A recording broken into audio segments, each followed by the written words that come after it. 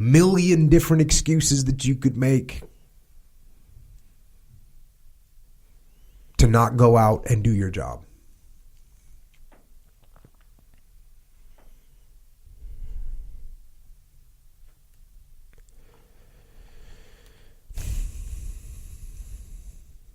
And it was a heavy, I mean, obviously, coming home from that deployment was, I mean, first of all, there was no, they do the decompression stops now, where you stop somewhere and you hang out for a few days and you kind of decompress. We didn't do that.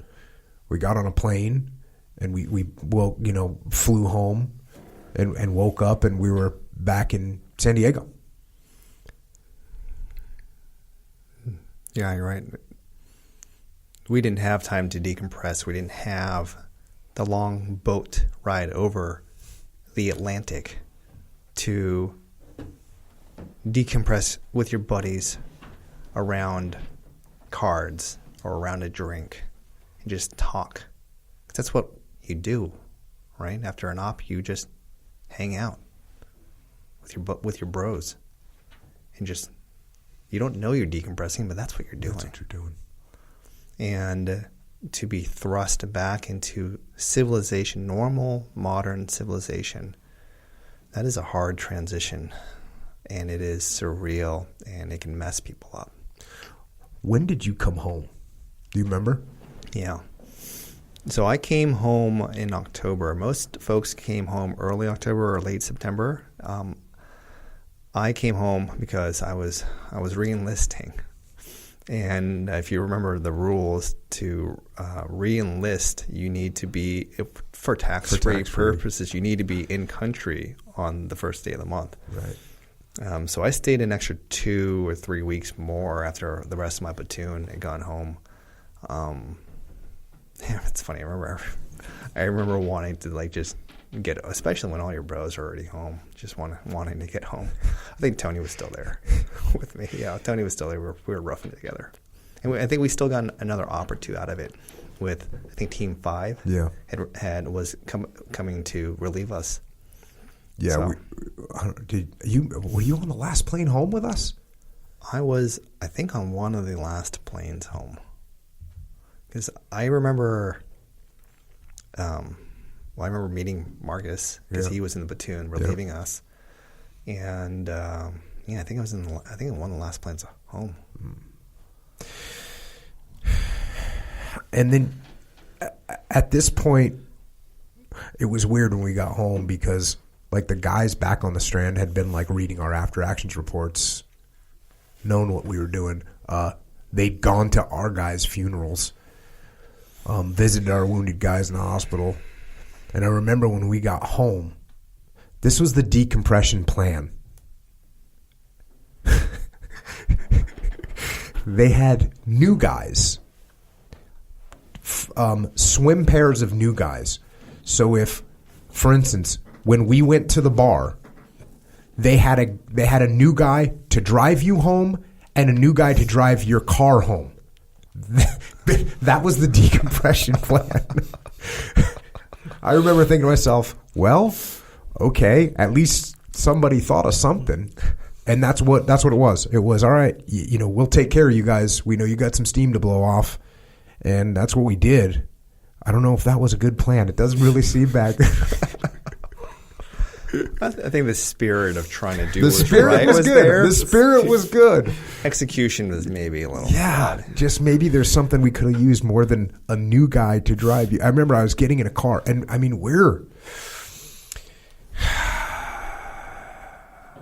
look, there's when I'll just speak from my own person. When I came home from that deployment,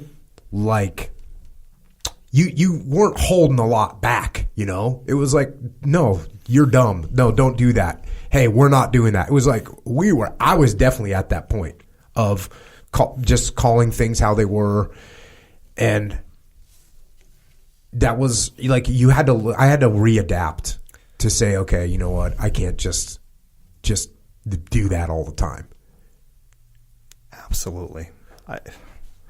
I feel like we can talk a long time about reacclimating back to society and how to do that effectively. And I think personally that transition is so difficult that it is also the reason why a lot of people have trouble readjusting back to society. Because you put that switch on for so long, you just don't know exactly how to turn it back off. And I remember very clearly when I came back, it was very raw. Everything was raw. And I was a lot more direct. And I think the hate and anger in my heart had just swelled up. And it took me years to readjust, reacclimate, get a better understanding of what I had been through and what I was feeling to be a productive member of society, because you can't talk that way.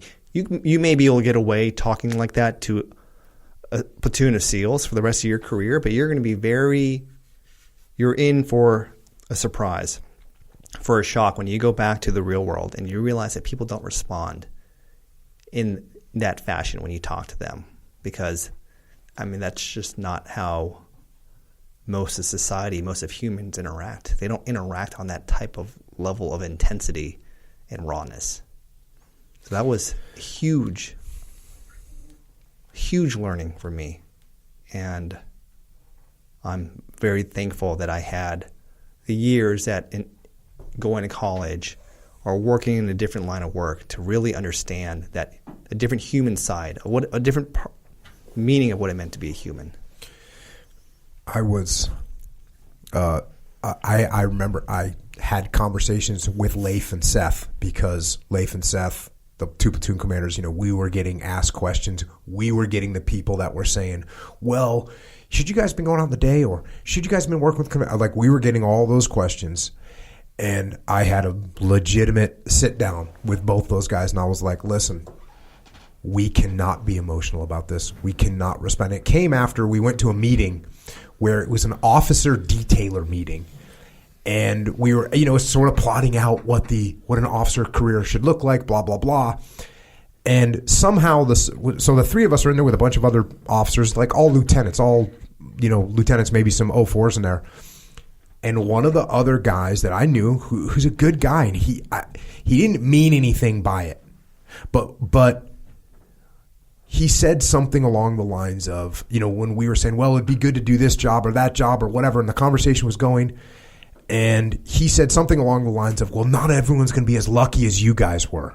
Because I think, he was just trying to say it'd be good for guys to be able to get another chance. And he goes, not everyone's going to be as lucky as you guys were. And I get what he was saying, but like I had to just detach a little bit, because let's face it, I mean, this was within weeks of coming home, and you're thinking the last thing in the world you think you are is lucky that you just buried your freaking guys. But we all maintained, but after that I talked to Leif and Seth, who, as you know, Leif and Seth are not exactly the most, they're not real great at hiding their emotions, right? They're both freaking passionate, emotional guys. And I was like, guys, we cannot, if we talk about this deployment from emotional perspective all the time, we're not going to be able to communicate properly what we learned. And so we have to take a step back, don't get emotional, don't get in arguments about this stuff, just stay detached and communicate what happened. Human psychology is everything.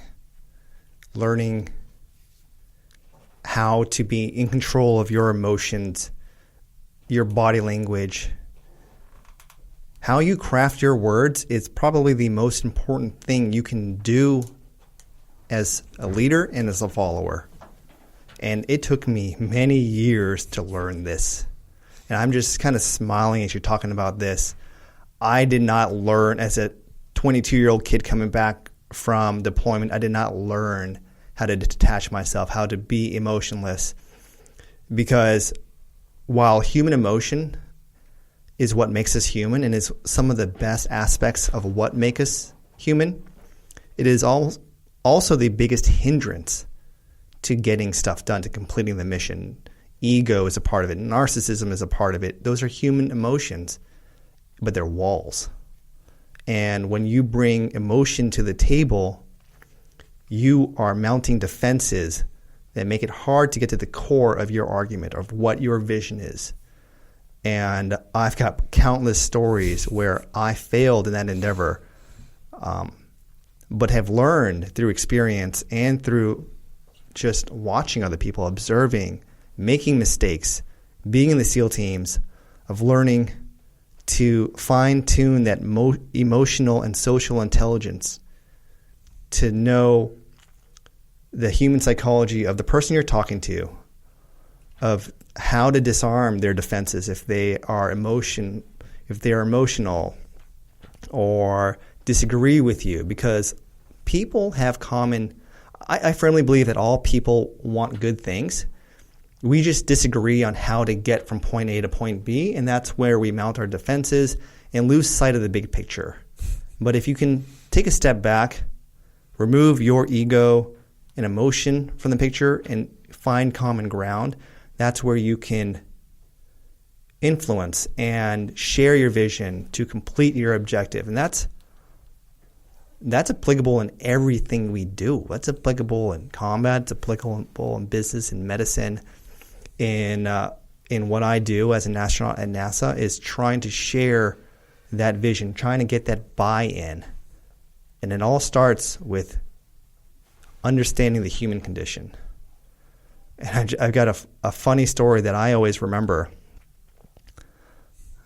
And I'm embarrassed about it, and I wish if I ever meet this person again, I would like to apologize. There are a lot of people I would like to apologize, and this is one of them. I was home. This is at post-deployment, and I was playing one of the many Call of Duty video games. And this is my brother's girlfriend. And she saw me playing this video game, and I was just getting into it, and she says, "I don't understand war. It's such a waste of life." And there was something inside of me that just, I'm embarrassed to say, but I snapped. And I had, I was stern. I wasn't unprofessional in cussing her out, but I was like, you don't know what you're talking about. How dare you say it? I think having a pretty, not a responsible way of responding back to that. It was born out of emotion because I was hurt, because I took that as an attack against friends that I had just recently lost. And this young woman who had no maliciousness behind her comment, and was absolutely surprised with my reaction and was apologetic. But I could have been more effective just slowing down, actually using the intrinsic emotion I was having as a tell, right? Because if you can be a little more control and understanding of your own emotions, it can give you hints as to what is going on and how to properly respond and craft your words to get your message across. I could have, with my body language, with my tone, I could have said something different to let her know how I understand the spirit of her comment, but how that comes across to veterans and how she can be better informed in the future to be more careful with her words, and not have snapped back at her. And to this day, I told my brother, and he's like, "No, it's not a big deal at all." She never, she probably wouldn't even remember it, but I still to this day feel bad. And that's just one of many examples where I let my own human emotion get in the way. And for me, my childhood was a phase of learning. The teams were a phase of learning, but post-teams, there was a lot of learning how to be human that made me suitable to be a candidate for our space exploration program. And there's no way I would be in the situation, have the honor and privilege I do now, if it wasn't for all of those experiences.